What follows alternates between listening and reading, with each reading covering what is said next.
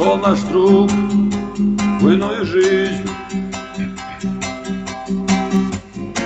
оставив лишь воспоминания,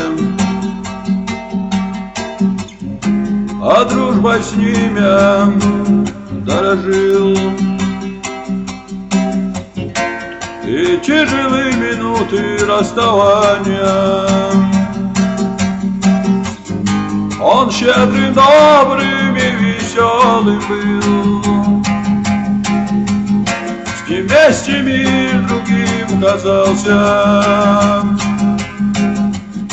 Но вот тот страшный вечер наступил, ужасный сон в тиши раздался. Я слышу в трубке дрожью голос: Идрис, ты срочно нужен здесь. А что случилось, и дыбом волос? Я успеваю лишь присесть. Из дома тут же выбегаю, и, находясь еще в пути, повторно тебя набираю. Вот я короткие гудки, я начинаю понимать, что страх и ужас этой жизни мне там придется повстречать. В том клубе, будь он проклят трижды, о милосерднейший Аллах, и мои ноги задрожали.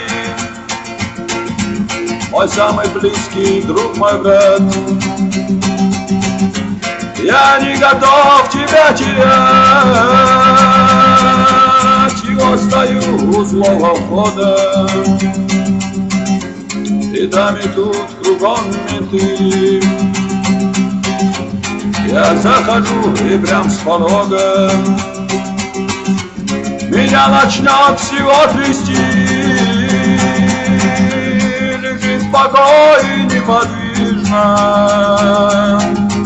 мой самый близкий друг, мой брат. Но почему же все так вышло? Я не готов тебя терять, о милосерднейший Аллах, и мои ноги задрожали. Мой самый близкий друг, мой брат, я не готов тебя терять.